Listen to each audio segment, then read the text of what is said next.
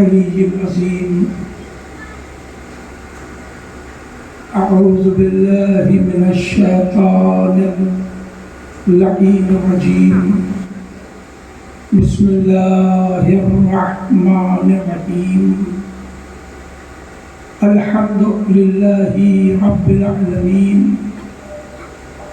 والصلاة والسلام على سيد الأنبياء والمرسلين المخاطب بطه وياسين سيدنا ونبينا وشفيع ذنوبنا وحبيب قلوبنا وطبيب نفوسنا مولانا أبي القاسم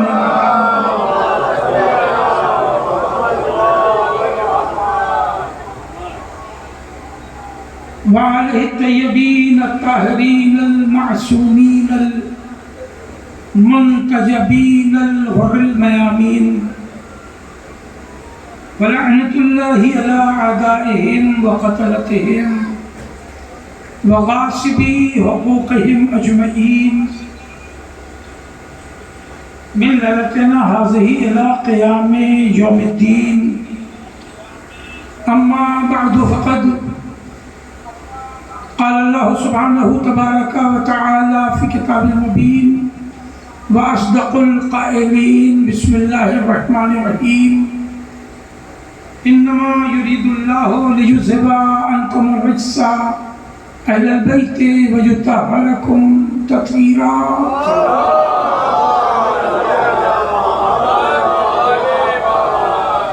محترم ایک بار سورہ حمد اور 3 بار سورہ توحید کی تلاوت فرما کر زمرد حسین، اس میں زمرد لکھا ہے، نہ زمرد ہے. ہاں ابن عمرہ حسن اور ممتاز حسین ابن زمرد حسین اور رضوان حسین ابن زمرد حسین کی روح کو ایصال ثواب کر دیں. وصل میں غلط العام میں فصیحن وہ زمرد مشہور ہو گیا، ورنہ لفظ زمرد ہے. نام چاہے اس کا ہے تطہیر ہے، مگر کمال اہل بیت طہارت نہیں ہے. اس لیے سارا پانی اللہ نے پاک اتارا ہے. سمندر کا ہے تو پاک ہے، دریا کا ہے تو پاک ہے، کنویں کا ہے تو پاک ہے، تالاب کا ہے تو پاک ہے. توجہ، سارا پانی اللہ نے پاک. اور اس کے لیے ورب جو یوز ہوا ہے کریا فعل، وہی طہر ہے، طہر ہے نا. وَأَنزَلَ مِنَ السَّمَاءِ مَاءً طَهُورًا، اسی سے طہر سے طہور بھی بنا ہے، طاہر بھی بنا ہے، تطہیر بھی بنا ہے. توجہ ہے. اب میں ابواب کی بحث رات میں 1 بجے نہیں چھوڑنے جا رہا ہوں، پر مقام توجہ. پانی سارا پاک، زمین ساری پاک، اشجار سارے پاک. تو یہ تو سب پاک ہی اللہ نے اتارے. اہل بیت بھی پاک. تو پھر فرق کیا رہ گیا؟ تو حسن ترجمہ یا کمال اہل بیت طہارت نہیں ہے، بتوجہ ہے. طاہر تو ہے ہی اہل بیت، پیدا ہوئے تو طاہر، ہمیشہ طاہر تھے، طاہر ہے، طاہر رہیں گے. کمال آیت عنکبوت الرجس میں چھپا ہے. اللہ نے کہا ہے اہل بیت، اللہ نے آپ سے نجاست کو دور رکھا ہے.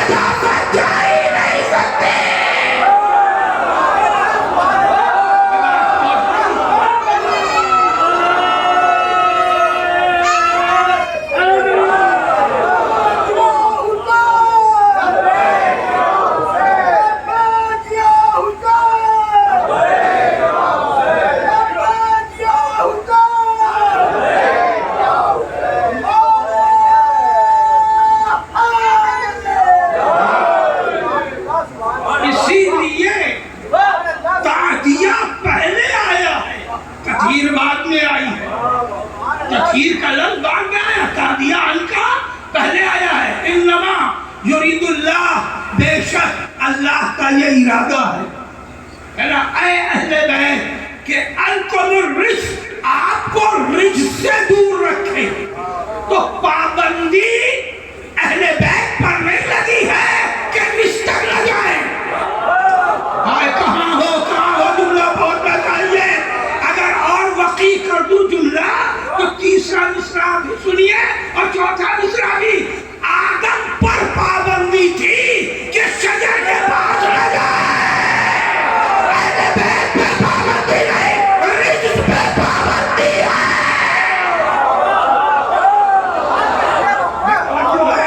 ایک صلوات پڑھے.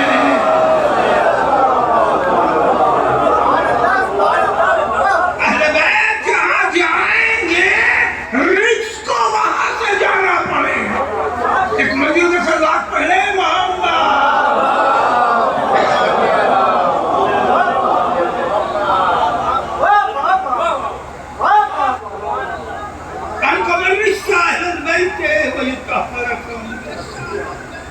عربی میں دو لہجہ ہے. ایک لہجہ ہے انا کا اور ایک لہجہ ہے انما کا. اردو کیا دوسری زبانوں کی بھی نہیں کوئی ضرورت نہیں ہے. بس آپ کی ضرورت ہماری کیا ہے؟ آپ کی پوری خصوصی توجہ. انا اور انما اردو کی مجبوری یہ ہے دونوں کے معنی ہوتے ہیں بے شک. انا معنی بھی بے شک، انما معنی بے شک. یہ دو لفظ بنانے کی ضرورت کیا تھی جب ایک ہی سے کام چل جاتا ہے؟ ایسا نہیں ہے. یہ عربی ہے اور اس میں زمین آسمان کا فرق ہے. انا کا استعمال وہاں ہوتا ہے بے شک ہی یقینی بات پر ہوتا ہے، ضروری اور یقینی بات پر ہوتا ہے. مگر انا کا استعمال وہاں ہوتا ہے جہاں کوئی حد بندی نہ ہو، کوئی حصار نہ ہو، کوئی قید نہ ہو. ٹھیک ہے، وہاں انا کا استعمال ہوتا ہے. آپ روز انا کا استعمال 3-4 بار 5 بار کرتے ہیں. میں آپ کو متوجہ کرا رہا ہوں. بسم اللہ الرحمن الرحیم. ان اللہ وملائکتہ یصلون علی النبی یا ایھا الذین آمنوا صلوا علیہ وسلموا تسلیما.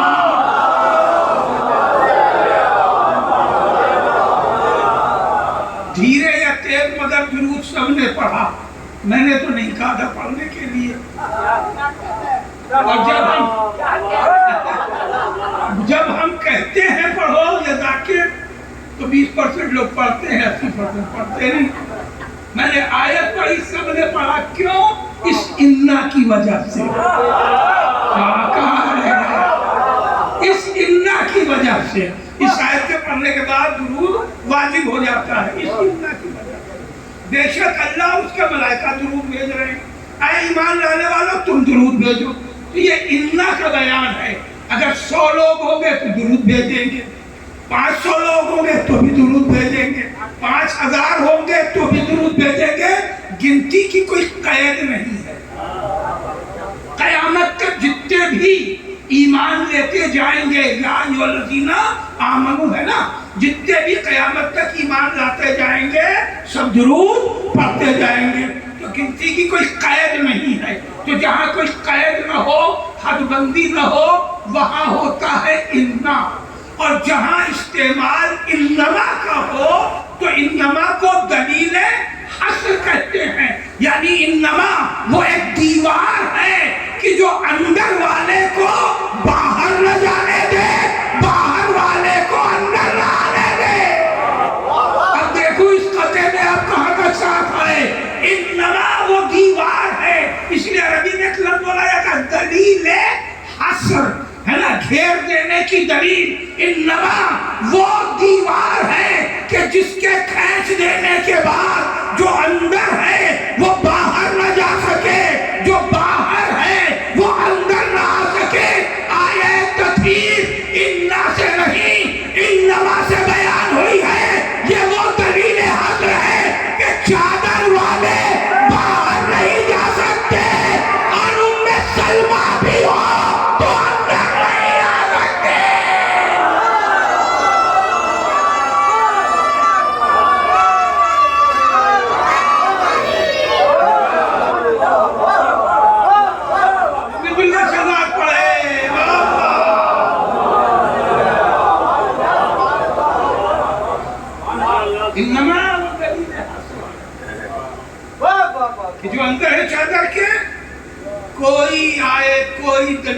کوئی ثبوت انہیں باہر نہیں کر سکتا، اور جو اندر ہیں وہ باہر نہیں جا سکتے، اور جو باہر ہو چاہے ام سلمہ جیسی زوجہ کسی قانون کسی دلیل سے وہ اندر نہیں آ سکتی۔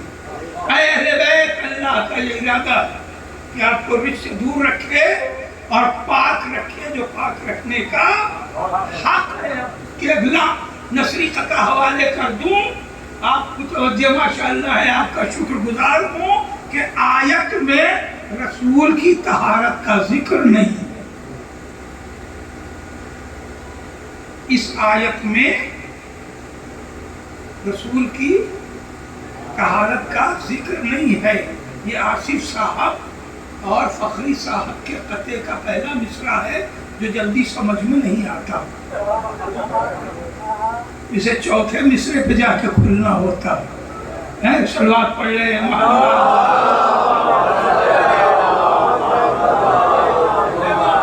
آیت تو ماشاءاللہ سبھی کو یاد ہے۔ اے اہل بیت، اللہ کا یہ ارادہ ہے کہ آپ کو پاک رکھے اور اس سے دور رکھے، جو پاک رکھنے کا حق ہے۔ اصل میں مسئلہ یہ ہے کہ شان نزول جب دیکھتے ہیں تو چادر میں پہلے رسول اللہ آتے ہیں، پھر امام حسن آتے ہیں، پھر امام حسین آتے ہیں، پھر معصومہ مولا کائنات آتے ہیں، پھر معصومہ عالم آتی ہیں علیہ السلام۔ صلوات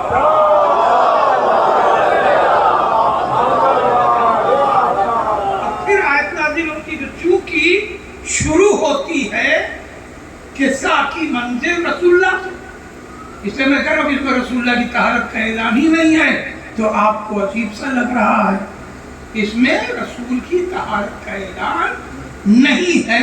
جو باہر سے دور سے سنتا ہے وہ گھبرا جاتا ہے یہ سوچ کر کے کہ دیکھیے یہی ہے جو غلو کرتے ہیں شیعہ لوگ، جو کافر بنائے جاتے ہیں، اس کی ایک وجہ یہ بھی نکال آتی ہے کہ دیکھیے رسول اللہ سے انہوں نے بڑھا دیا حضرت علی کو بھی، امامان حسین کو بھی، معصوم عالم کو بھی۔ بھلا بتاؤ رسول اللہ تاجر نہیں ہے اور اہل بیت تاجر ہے؟ یہ کتنی بری بات ہے۔ یہی ہے وجہ کافر و پھر بن جانے کی۔ مگر مسئلہ یہ ہے کہ وہی اشتراک کے جلال آصف جلال صاحب کا شعر کہ باہر سے سمجھ میں نہیں آئے گا، آ کے فرش بچھائیے تو سمجھ میں آ جائے گا۔ صلوات پڑھے محمد، آئیے دو گام کا ہے انہوں نے نا معاورت ہے، دو گام آئیے دیکھیں میں کتنا غور سے شعراء کو سنتا ہوں، مگر آپ کا بھی امتحان ہو رہا ساتھ ساتھ ایک صلوات پڑھ لیں۔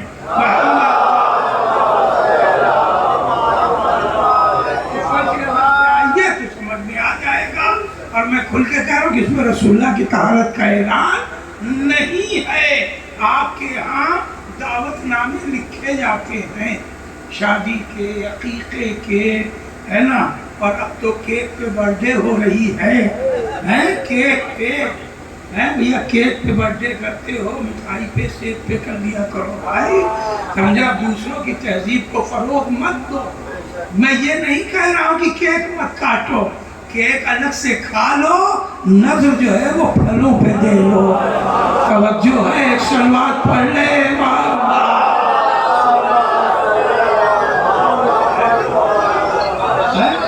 اللہ کی بنائی ہوئی نعمتوں پر، اللہ کی بنائی ہوئی نعمتوں پر نظر اللہ والوں کی دے لو۔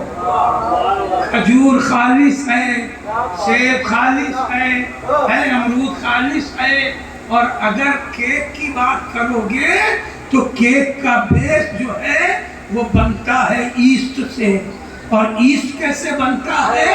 کبھی جا کے غازی آباد سے پورے ہندوستان میں ایسٹ سپلائی ہو رہا ہے، جا کے اندر دیکھ لینا، ٹھیک ہے؟ تسلیم میں آئے گا جو کیک کھا رہے ہیں وہ کیا کھا رہے ہیں۔ صلوات پڑھیں محمد۔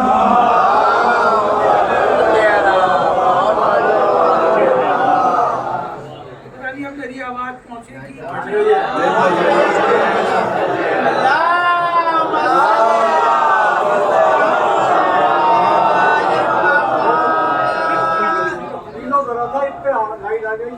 اللہ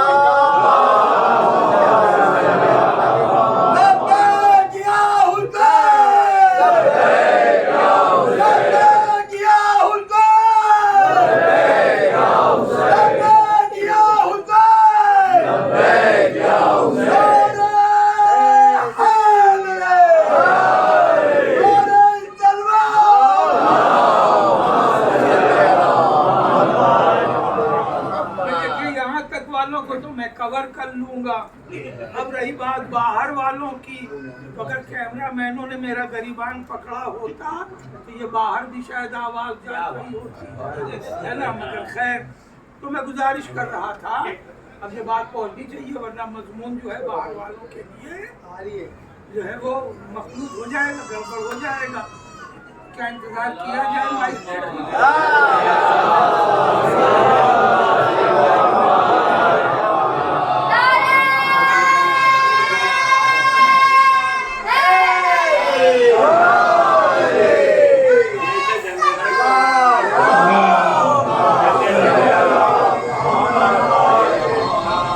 تو میں گزارش کر رہا تھا کہ آپ برتھ ڈے پارٹی پہ، شادی پہ، بیاہ پر آپ دعوت نامے لکھتے ہیں، اس کے لیے باقاعدہ بزرگ بٹھائے جاتے ہیں دعوت نامہ لکھنے کے لیے. اب کچھ باتیں تو ہر مجلس میں میری ایسی پہنچتی ہی ہیں، اب چاہے اچھی لگے کہ بری لگے. سمجھا آپ نے؟ اگر کارڈ لکھنے کے لیے ماموں بڑے بلا لیے گئے، بڑکے ابا یعنی تایا نہیں بلائے گئے، تب تایا اینٹھ گئے کہ بھائی اب ہم شادی میں تو نہیں جائیں گے، ماموں یاد رہے کارڈ لکھنے کے لیے، تایا ابا ہمارے خاندان کا لڑکا اور ہمیں نہیں بٹھائے گئے. سمجھا آپ نے؟ تو یہ سب ناراضگیاں خوشی کے وقت یاد رہتی ہیں. کسی کو خوش ہونے میں اڑنگا مت لگاؤ. نہیں مصرع پہنچا. آپ تایا ہیں کہ چچا ہیں کہ بڑے ابا ہیں کہ بڑے ماموں ہیں کہ بڑے بھیا ہیں، جو جس طرح خوش ہونا چاہے اسے خوش ہونے دو. خوشی میں اڑنگا نہ لگاؤ. اڑنگا لگانے سے بھی تایا رہو گے اور نہیں لگاؤ گے تب بھی تایا ہی رہو گے. صلوات پڑھ لیں.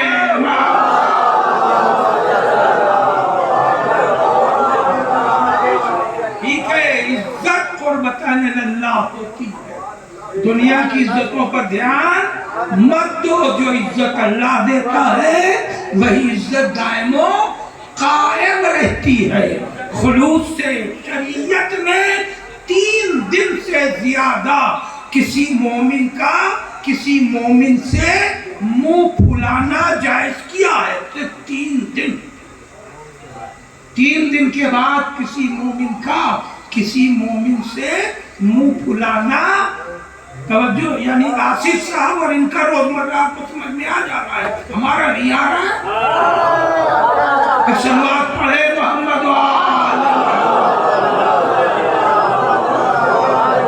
منہ پھلانا بھی اردو کا ایک روزمرہ ہے، محاورے کی حد تک. اور جو ہے یعنی ناراض ہونا ہے، اتنا برا منانا 3 دن سے زیادہ نہیں. اور میں یہ دیکھتا ہوں کہ ایک ایک پشتے نظر نکل جاتی ہیں ناراضگی کی، اور جو ایک ایک پشتے نظر نکل جاتی ہیں ناراضگی کی، پھر بھی ایسی زندگی گزار کے بھی چاہتے ہیں کہ اگلی نسل میں برکتیں آئیں. تو کہاں سے آئیں گی؟ کہاں سے آئیں گی؟ توجہ ہے. صلوات پڑھ لیں.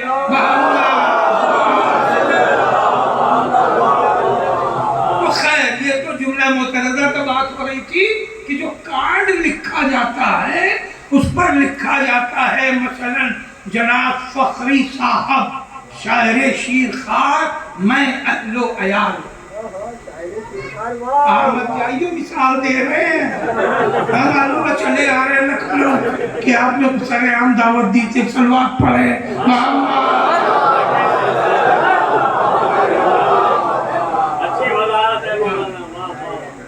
آپ کھلے دل سے جب جی چاہیں میں اہل و عیال آ سکتے ہیں. آپ میرے عزیز ترین دوست ہیں. ایک صلوات پڑھ لیں. میں تو یہ دیکھ رہا تھا کہ آپ کتنا متوجہ ہیں. ہمارا بغیرہ کا معاملہ الگ ہے. میں نے آپ کی توجہ کا امتحان دے رہا تو میں گزارش کر رہا تھا کہ میں اہل و عیال. ایمان سے بتائیے اگر میں اہل و عیال نہ لکھا ہو تو آپ بال بچوں کو لے کر جائیں گے؟ کوئی ہے ایسا؟ نہیں جائیں گے. اور اگر میں یہ پیغام بھیجوں کہ میرے یہاں مجلس سے ذرا اپنے گھر والوں کو بھیج دیں تو آپ جائیں گے؟ آپ نہیں آئیں گے. پھر آپ اہلیہ کو بھیج دیں گے، کہیں گے بھائی وہاں سے بلاوا. اس کا مطلب یہ ہے کہ میں الگ ہوں اور میرے اہل و عیال الگ ہیں. دو پارٹی ہو گئے. بہت بیدار رہیے گا. میں الگ ہوں اور میرے اہل و عیال الگ ہیں. جو اہل و عیال ہیں وہی اہل بیت کہلاتے ہیں. اب لفظ سنبھالیے گا. صاحب بیت الگ ہوتا ہے، اہل بیت الگ ہوتے ہیں. کیا بول رہا ہوں میں؟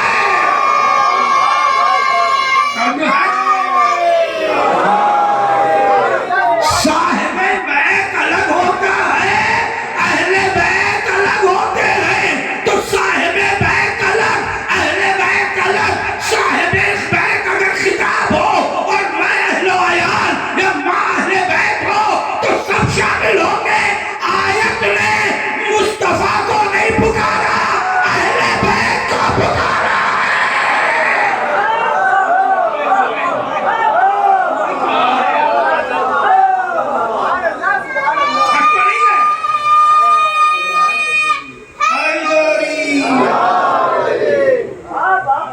آیت نے ابھی آپ کے دل کی گھبراہٹ گئی نہیں ہے. وہ مجھے اندازہ ہو رہا ہے، میں اس گھبراہٹ کو بھی دور کروں گا. آیت نے اہل بیت کو پکارا ہے، رسول کو نہیں آواز دی. اے اہل بیت، اللہ کا یہ ارادہ ہے کہ آپ سے رزق کو دور رکھے اور پاک رکھے. جو پاک رکھنے کا حق ہے تو آئے تطہیر میں تو پکارے اہل بیت جا رہے ہیں. اب اگر یہ کوئی سوال کرے کہ یہ کیسے ممکن ہے مصطفیٰ طاہر نہ ہو اور اہل بیت کا اعلان ہو، تو اہل بیت کا اعلان آیت تطہیر میں ہوا ہے. مصطفیٰ کے لیے اللہ نے سورہ طٰہٰ میں پہلے ہی کہہ دیا ہے، طٰہٰ مَا أَنزَلْنَا عَلَيْكَ الْقُرْآنَ لِتَشْقَىٰ. اے طیب و طاہر مصطفیٰ،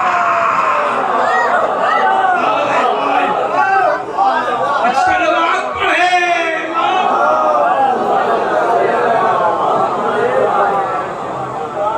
مصطفیٰ کے لیے ایک لقب طٰہٰ پڑھتے ہیں، یاسین طٰہٰ مزمل مدثر. طٰہٰ ہے طیب و طاہر. تو بہت پہلے اللہ نے کہہ دیا. اب چوتھا مصرع، تین مصرع تو میں نے کسی طرح پہنچا دیے.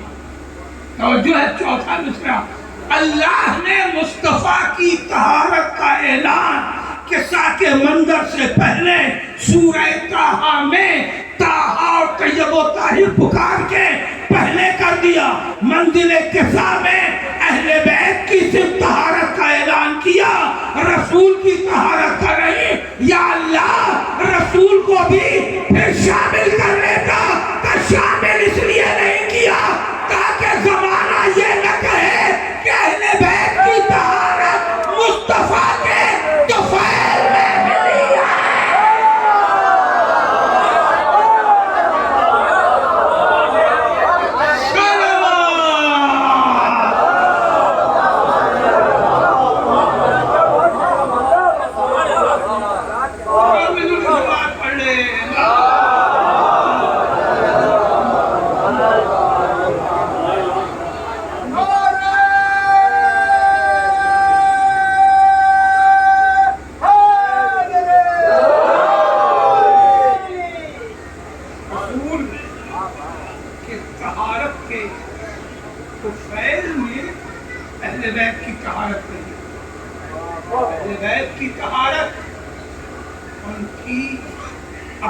فضیلت ہے اپنے کمال کی بنیاد پر. اپنے کمال. رسول جب خانہ سیدہ میں آئے تو آنے کے بعد کہا، ایتینی بالکسائی یمانی وقتینی پہ. بیٹی ذرا اپنی چادر لاؤ. کون سی؟ یمن والی. یعنی اور بھی چادریں ہوں گی.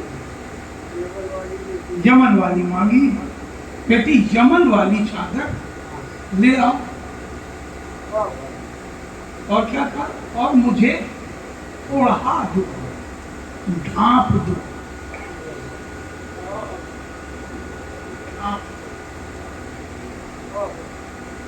سب نے ایک آپ نے پتہ معصومہ کے حالت کے حوالے سے پڑھا تھا، ڈھانپ دو، فَأَتَيْتُهُ بِالْكِسَاءِ الْيَمَانِي وَقَطَّعْتُهُ، تصدیق ہوئی، میں چادر یمانی لائی اور اپنے بابا کو بالکل ڈھانپ دیا۔ ڈھانپنا کسے کہتے ہیں؟ اردو میں ڈھانکنا بھی بولنے لگے، ڈھانکنے اور ڈھانپنے میں لطیف سا فرق ہے، مگر اسماعیل میرٹھ کے تھے، پڑھاؤں گا نہیں اردو، صلوات پڑھ لیں محمد وآلہ۔ اسماعیل میرٹھی یہی کہ جو تھے، میں اب یہاں اردو کیوں پڑھاؤں، اب یہاں نہیں پڑھاؤں گا اردو، اسماعیل میرٹھی پہلے نہیں پڑھاؤں، تو ڈھانپ دو یعنی سر سے پیر تک کھڑا، اسے ڈھانپنا کہتے ہیں، ٹھیک ہے؟ مجھے چادر یمانی تھوڑا اور ڈھانپ دو، اچھا تو بالکساء الیمانی وغطیت بہ وصرت انظر الیہ اذ وجهه یتلألأ نورا کأنه البدر فی لیلۃ التمام،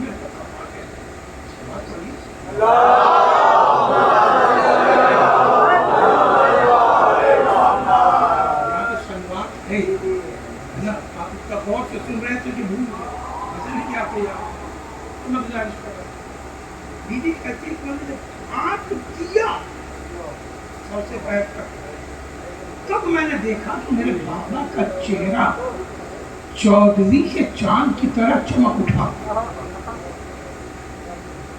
لیلۃ تمام، چودھویں کا چاند، کمالے، کیا بلاغت، کمالے کی قید معلوم ہے کیوں لگی ہے، کمال والا چاند، کیونکہ گرہن بھی چودھویں ہی کو لگتا ہے نا، ہندی کا لفظ گرہن ہے، اردو کا لفظ گہن ہے، گہن جو ہے وہ چودھویں ہی کو لگتا ہے، اس لیے قید لگا کے کہا چمکدار چاند، میرے بابا کا چہرہ ویسے چمکنے لگا جیسے چمکدار چاند، یہ قرآنی صدیقہ کا قول ہے، نہیں بیدار ہے آپ کو میں کیا، یہ قرآنی صدیقہ کے لئے آیتیں پڑھوں گا کبھی بات آگے آئے گی، یہ کس کا قول ہے کہ میں نے جیسے ہی چادر ڈھانپ دی تو میرے بابا کا چہرہ کامل چمکدار چودھویں کے چاند کی طرح چمکنے لگا، یہ جملہ ہے، یہ حدیث ہے، یہ تصدیق ہے قرآنی صدیقہ کی،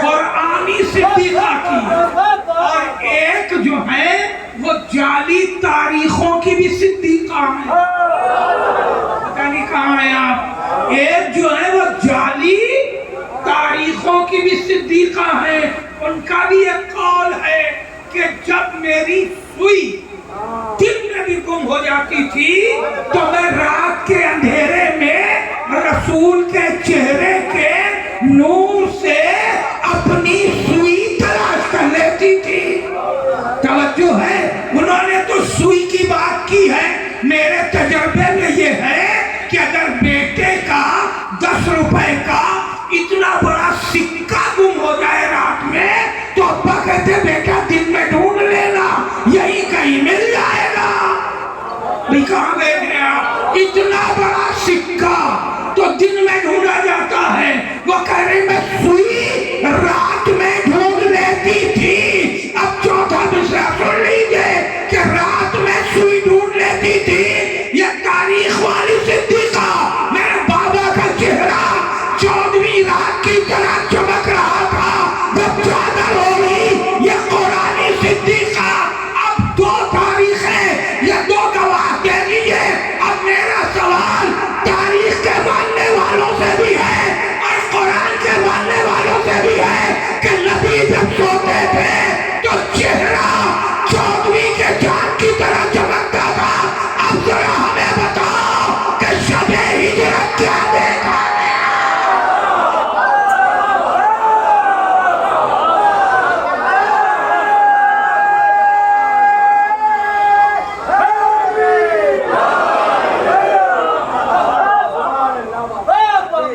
شب ہجرت کیا دیکھا گیا؟ 40 دنی 80 آنکھیں تھیں، ایک بھی کم نہیں کروں گا۔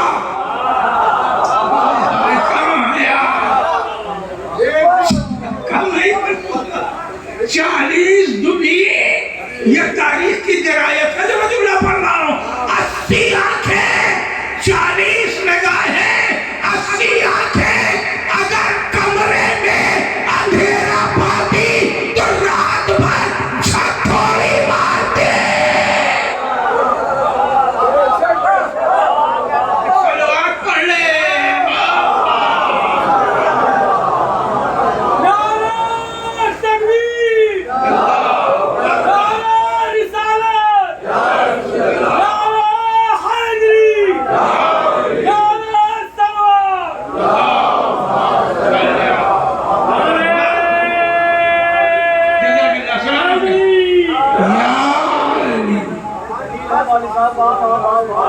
چالیس دنی 80 آنکھیں رات بھر وہی نور دیکھتی رہی۔ معلوم ہوا اگر ان عصمت مآب شخصیتوں پر، اب جملہ دے رہا ہوں، ان عصمت مآب شخصیتوں پر چادر کی خیبت پڑ جائے تو سب محمد نظر آنے لگتے ہیں۔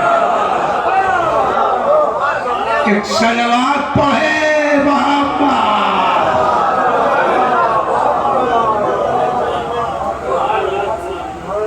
چادر یمانی کی قید ہے، وہ چادر جو قد زہرا کو مکمل نہیں ہوتی تھی۔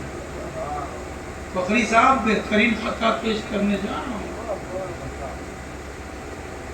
وہ چادر جو قد زہرا کو کاملاً نہیں ہوتی تھی، وہ مصطفیٰ کو پوری ہو گئی۔ یہ اتنا آسان جملہ نہیں تھا، جملہ پڑھنا پڑے گا۔ سرکار کو پروردگار عالم نے پیکر معجزہ عطا کیا تھا۔ یہ میرا ایک جملہ بھی پوری ایک کتاب ہے اور پوری 10 مجلسیں ہیں، اشرا ہے یہ ایک جملہ کہ اللہ نے اپنے حبیب کو پیکر معجزہ دیا تھا۔ سر سے لے کے اور پیر تک سرکار معجزہ ہی معجزہ تھے۔ سر کا معجزہ کہ آپ کا بال آگ جلا نہیں پائی دربار عباسی میں۔ پیر کا معجزہ کہ سرکار اگر سخت زمین پہ چلتے تھے تو نشان قدم ابھرتے تھے، اور ریت پر چلتے تھے تو نشان قدم بھی نہیں ابھرتے تھے۔ کبھی بیچ پر چونٹے کو چلتے دیکھا ہے؟ بیچ پر سمندر کے کنارے چونٹے کو چلتے دیکھا ہے؟ نشان اس کے پیر کے بھی پڑ جاتے ہیں۔ چونٹے کا وزن کئی گرام ہوتا ہے، اور جنہوں نے نہیں دیکھا ہے وہ ایک بار جب دیکھیں گے تو انہیں شاید یہ مجلس یاد آ جائے۔ ریت پر سمندر کے کنارے جب چونٹا بھی دوڑتا ہے تو نشان پڑ جاتے ہیں جس کا وزن 1 گرام 1.5 گرام بھی مشکل سے ہوتا ہوگا۔ نشان قدم دیکھا، چونٹا تولا نہیں ہے بھیا۔ ہاں کوئی مولانا چونٹا بھی تولا ہوگا تو ہمارے پاس ایسا کوئی نظام نہیں تھا جس کو چونٹا تول لیتے۔ اگر مل گیا سناروں والا کبھی تو ایک چونٹا تول کے دیکھوں گا ضرور۔ یہ میرا اصول ہے کہ میں مثال بھی کوئی خیالی نہیں دیتا۔ چلو آپ پڑھ گئے ذرا محمد و آل محمد۔ اب آپ مقدم معجزہ دیکھیں کہ نبی ریت پر بھی چلتے تھے تو پیروں کا نشان نہیں پڑتا تھا، سر سے پیر تک ہو گیا معجزہ۔ اب من جملہ یہ کہ عرب کا لمبے سے لمبا آدمی جو سڑک پر سے بھی گھر کا آنگن جھانک لے۔ اب یہ آپ کیا سن رہے ہیں مجھے نہیں، کم سے کم آپ لوگ تو ساتھ دے دو بھائی۔ یہ جملہ نہیں تھا، بڑی تعریف تھی۔ کچھ عرب میں اتنے بھی لمبے تھے جو گلی سے گزرتے تھے تو گھر کا آنگن جھانک لیتے تھے، کیونکہ اس وقت گاؤں میں آج بھی 6-6.5 فٹ سے اوپر دیواریں کچی نہیں بنتی ہیں.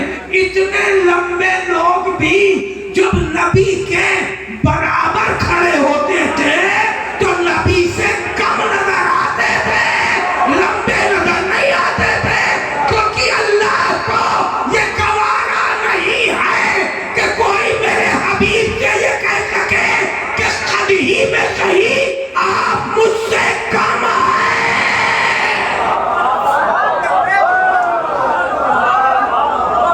عظمت مصطفیٰ میں نظر کریم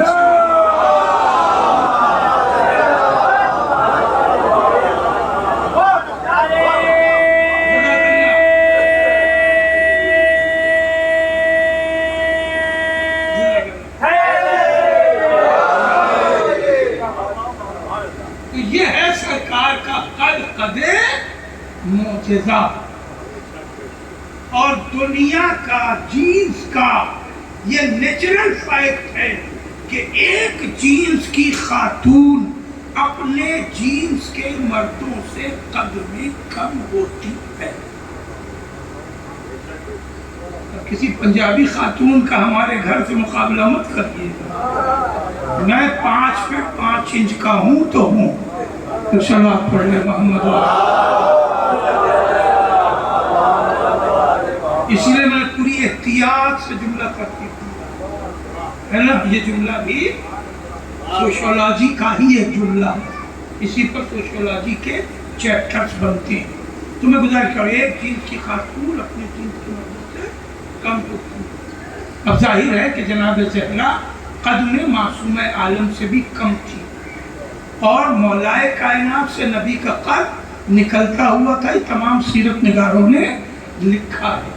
اور کر رہے ہیں آپ, اب یہیں سے بڑی خوبصورت بحث مباحثہ کی نکلتی ہے جب جانا مقصود نہیں ہے. تو جناب زہرا کا قد مولائے کائنات سے کم, اور مولائے کائنات کے قد سے رسول کا قد نکلتا ہوا تھا. یہ تمام سیرت نگاروں نے لکھا, چاہے کسی مطلب کیوں. تو رسول کا قد طویل, زہرا کا قد اپنے شوہر سے بھی ذرا کم, اور وہ چادر زہرا کو پوری نہیں ہوتی تھی, مصطفیٰ کو پوری کیسے ہو گئی؟ توجہ ہے, یہ مصطفیٰ کو وہ چادر یمانی ہی تو مانگی تھی.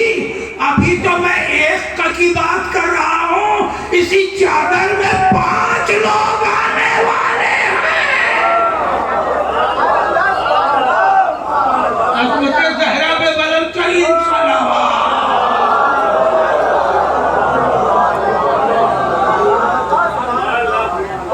مجھے کس کی بات پڑھے محمد علیہ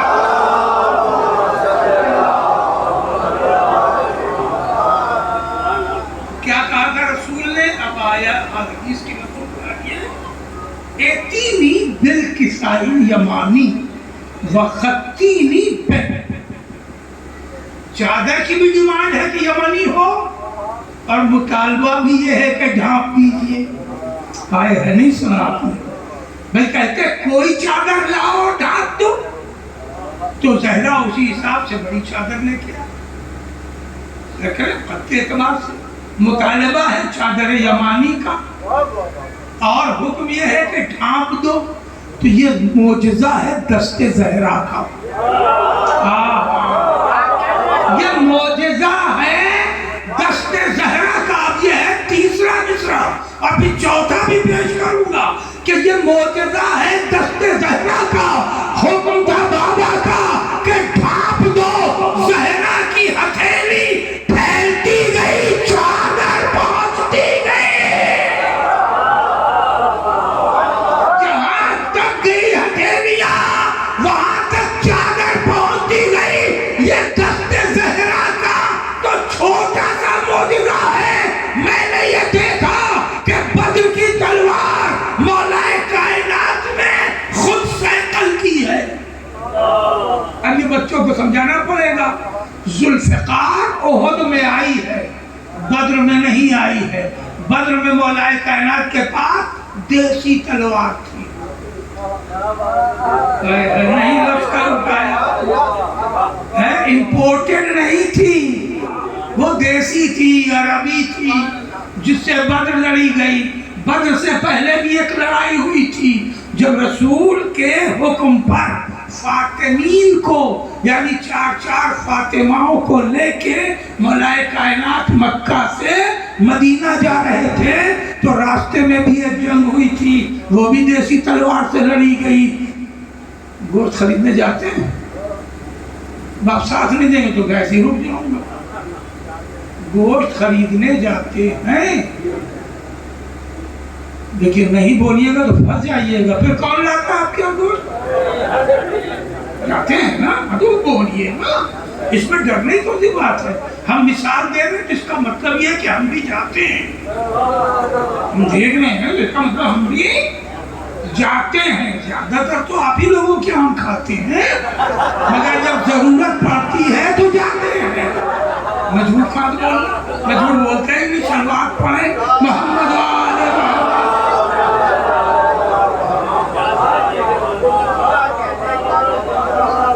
سونے تو نہیں دوں گا، ایک اور صلوات پڑھ لیں ٹھیک ہے۔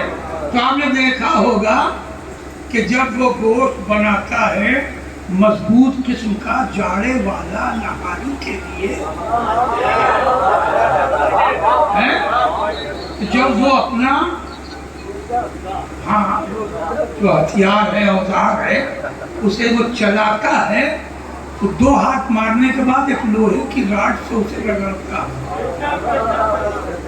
اسی کو اردو میں کہتے ہیں سیقل کرنا۔ اب یہ مثال اس لیے دی گئی تجربے میں ہے، میدان جنگ میں تو کوئی تلوار لے کے اب جاتا ہی نہیں، اب تو میزائل چلتے ہیں، اب تو میزائل چلتے ہیں، اور میزائل میں بھی نئی نئی ٹیکنیک آ رہی ہے۔ علی والوں نے یہ بھی بتا دیا کہ ہم کسی میدان میں کمزور ہیں، ہم کسی میدان میں کمزور نہیں ہیں، وہ سبجیکٹ نہیں، ورنہ اسے بھی پڑھ دیتا۔ تو میں گزارش کر رہا تھا کہ 2 ہاتھ مارنے کے بعد سیقل کرنا ضروری ہوتا ہے، ورنہ اس کے آگے وہ کام نہیں کرے گا۔ تو یہ جو 1 کنٹل کے لوگ کاٹتے تھے، علی کلیج کاٹتے تھے، 1 کنٹل کا آدمی،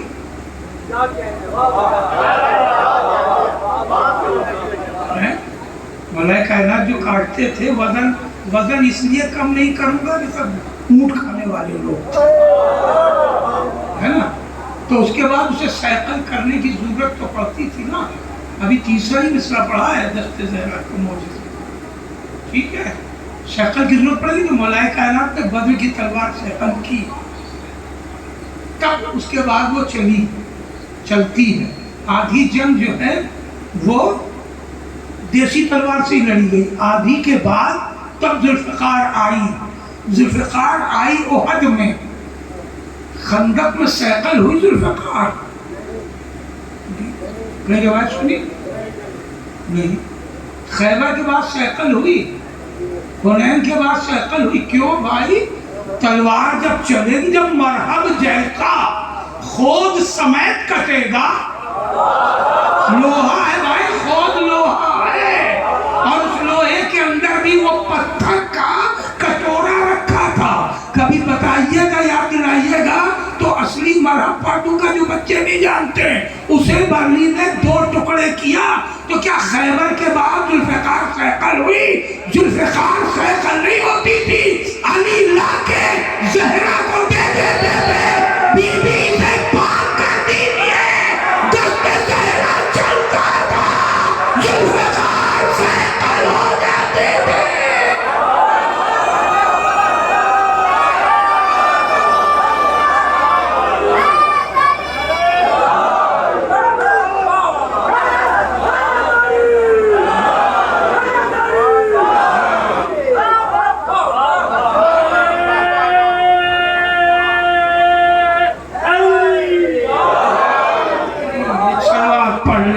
محمد بآل محمد۔ بس گفتگو سمیٹتے اپنی منزل تک پہنچ رہا ہوں آہستہ آہستہ۔ یہ دست زہرا کا معجزہ تھا، چادر ओढ़ा दिए अपने बाबा को। कुछ देर गुजरी थी कि इमाम हसन आ गए, इमाम हुसैन आ गए, मौलाए कायनात आ गए। बीवी तो घर के काम में लगी हुई थी, अब जो भी आ रहा है कमरे में जा रहा है, फिर सन्नाटा छा जा रहा है अपने काम से। जो भी झाड़ू बर्तन कर रही थी वो कर रहे हैं आप, जहरा झाड़ू बर्तन करती थी। ये ख्याल रहे, ये औरतों को याद रहना चाहिए कि 17, 18, 14, 13 और 10 बरस की उम्र में जनाब ज़हरा झाड़ू बर्तन भी करती थी, ऊंट को पानी भी पिलाती थी। किसको? ऊंट को।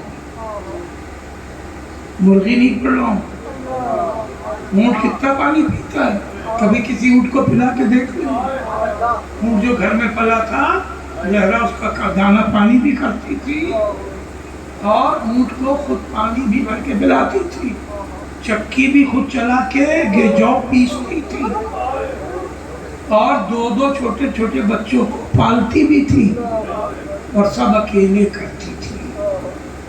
365 दिन का काम कनीजों पे नहीं छोड़ा। मौजूद नहीं है, सिर्फ एहसास दिलाने के लिए जुमला बीच में कह दिए। कभी ये भी देखिएगा कि ज़हरा को कनीज मिली कब थी। 9 बरस में शादी हुई, कोई कनीज नहीं थी। 10 बरस में कोई कनीज नहीं थी। 11 बरस में कोई कनीज नहीं थी। हसन पैदा हो गए, कोई कनीज नहीं थी। हुसैन पैदा हो गए, कोई कनीज नहीं थी।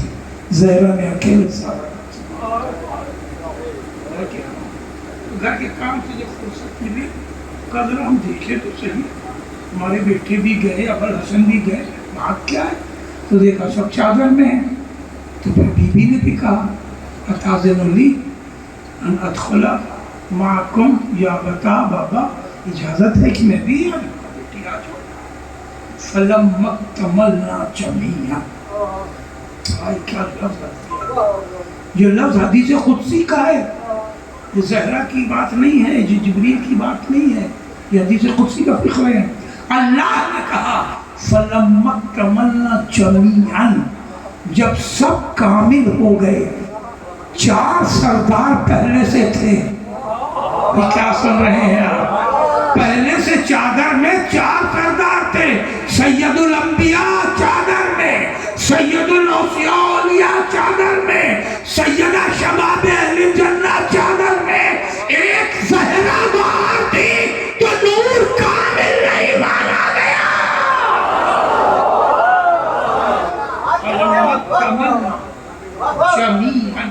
ज़हरा शामिल हो गई, नूर कामिल हो गया। तब परवरदिगार आलम ने फख्र किया, इज्जती व जलाली। ये कसम कहीं कुरान में नहीं, ये कसम कहीं और नहीं है, तो कसम अल्लाह ने इस मंजिल पे खाई है, इज्जती व जलाली, मेरी इज्जत और मेरे जलाल की कसम। इन्नी मा खलक़तु समाअ मबनिया वला अर्ज़न मदहिया वला क़मरन मुनीरा वला शमसन मुज़िया वला फ़लकन जदूर वला बहरन यजरी वला फुल्कन जसरी इल्ला फ़ी मुहब्बति हाउलाइल ख़म्सतिल लज़ीना हुम तहतल किसाब। सलावत पढ़े।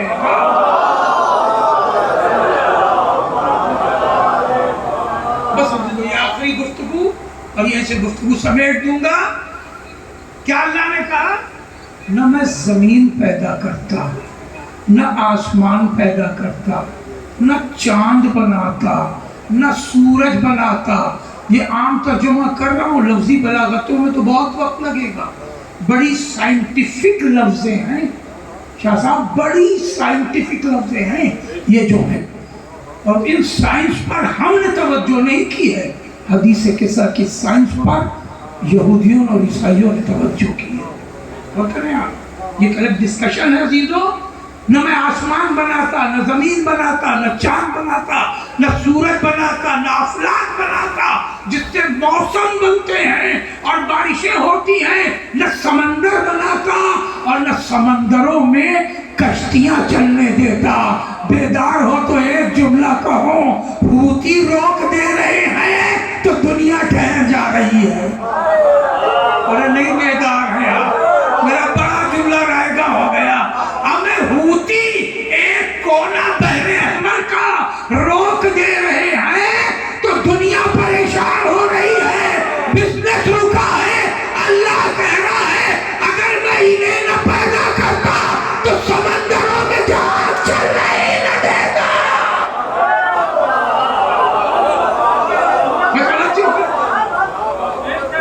اگر انہیں پیدا نہ کرنا ہوتا تو سمندروں میں جہاز، میں نے یہ سب پیدا کیا ہے ان کی محبت میں۔ یہ تو میں نے ترجمہ کر دیا۔ میں ایک سوال سائنٹیفک اور اپنی گفتگو تمام اسی منزل پہ کرنا ہے۔ اللہ کہہ رہے نہ سورج بناتا، نہ چاند، نہ زمین، نہ آسمان۔ آکسیجن کہاں پائی جاتی ہے؟ جہاں سورج اور چاند کا تناسب پایا جاتا ہے۔ جہاں سورج اور چاند کا تناسب پایا جاتا ہے آکسیجن وہی پائی جاتی ہے۔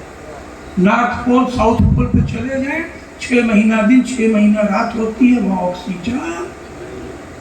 اسپیس میں چلے جائیں جہاں سورج اور چاند کا تناسب نہیں ہوتا، وہاں آکسیجن۔ آکسیجن کہاں ملتی ہے؟ جہاں سورج اور چاند کا تناسب پایا جاتا ہے۔ اور آکسیجن کے بغیر جاندار زندہ نہیں رہ سکتا، نہ درخت زندہ رہ سکتے، نہ جانور، نہ انسان۔ توجہ ہے، کسی شاعر کا بہت پرانا مصرع ہے کہ بے حب اہل بیت عبادت حرام ہے، بے حب اہل بیت عبادت حرام ہے۔ حدیث قصہ کے ان فکروں کی قسم کھا کے میں کہہ سکتا ہوں کہ بے حب اہل بیت عبادت ہی حرام نہیں ہے، بے حب اہل بیت جینا حرام ہے۔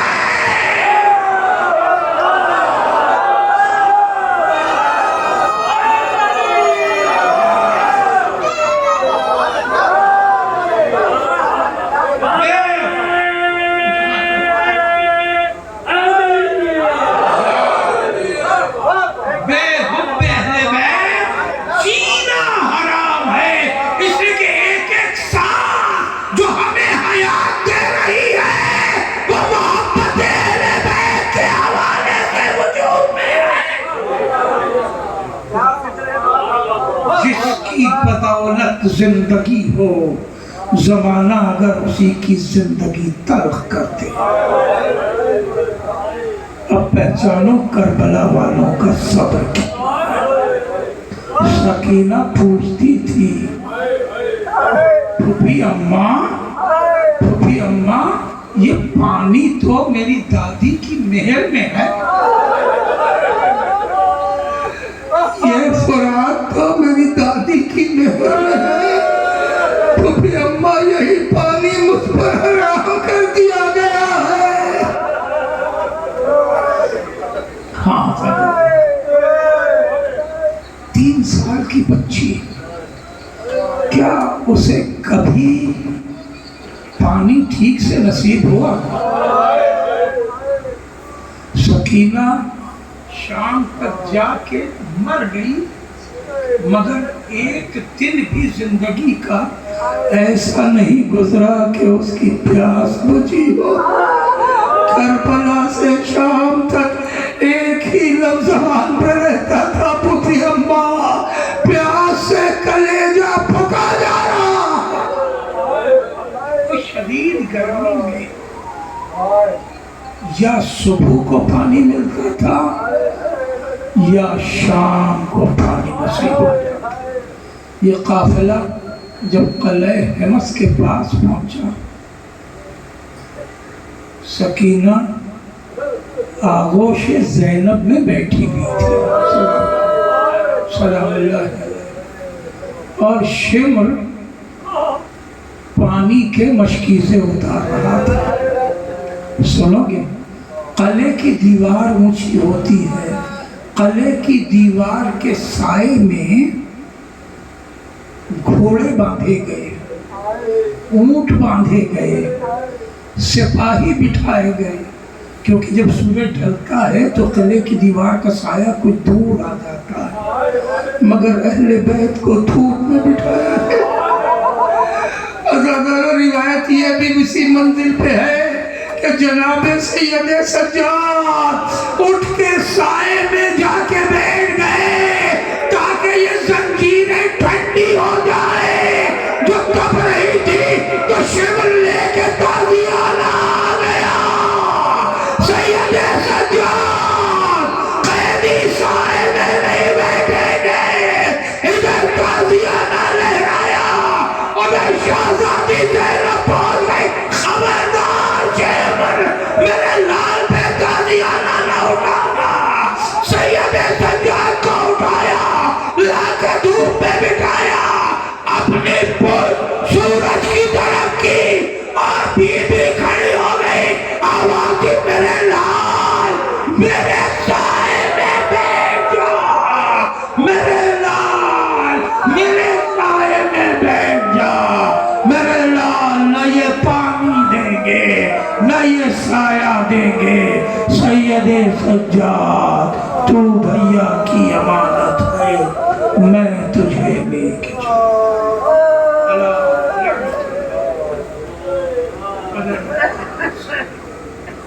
وسع علم الذین قیما خلق